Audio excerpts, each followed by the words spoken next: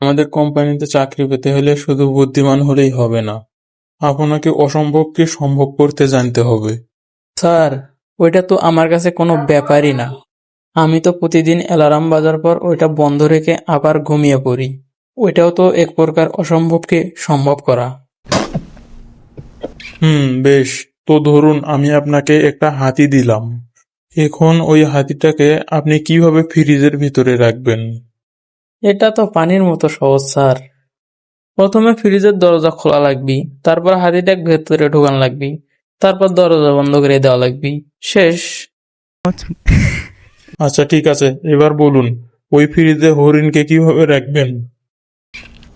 আবার ফ্রিজের দরজা খুলবো, তারপর আগের থাকা হাতিটাকে বের করব, তারপর হরিণটাকে ঢুকিয়ে দরজা আটকে দেব। শেষ। বুদ্ধি তো আছে দেখছি।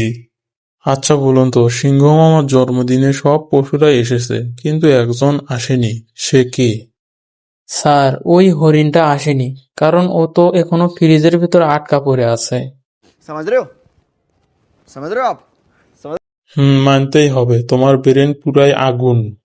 শেষ প্রশ্ন, ইন্টারভিউ দিতে আসার পথে একটা নদী আছে, সেই নদীতে অনেক কুমির, কোনো ব্রিজ নেই, নৌকা নেই, এখন নদীটা পার হবে কিভাবে? স্যার, সাঁতার কেটে পার হব, কারণ সব কুমিরই তো এখন সিংহ মামার জন্মদিনের পার্টিতে গেছে।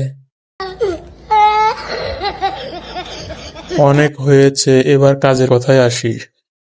ধরুন আমাদের কোম্পানি এখন অনেক বড় লসে আছে, আপনি ডিজিটাল মার্কেটিং করে কিভাবে লাভজনক করবেন?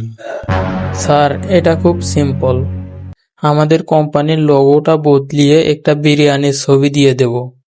মানে, বিরিয়ানির ছবি কেন?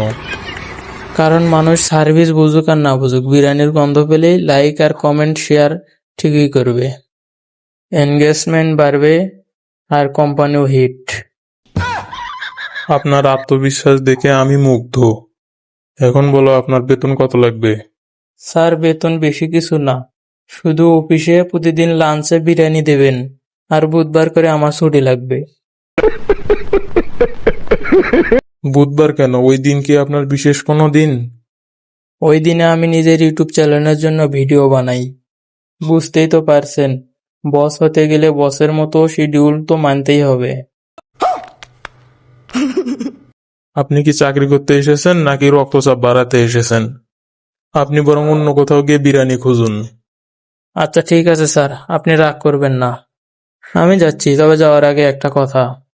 আপনার টাইটা একদম ওই ফ্রিজে থাকা হাতিটার কালারের মতো লাগতেছে। ওকে স্যার, তাহলে আসি, গুড বাই।